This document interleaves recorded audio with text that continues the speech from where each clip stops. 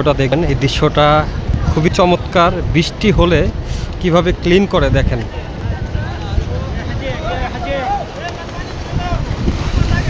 সুবহানাল্লাহ, সুবহানাল্লাহ। হারাম ক্লিন করার যে আনন্দ,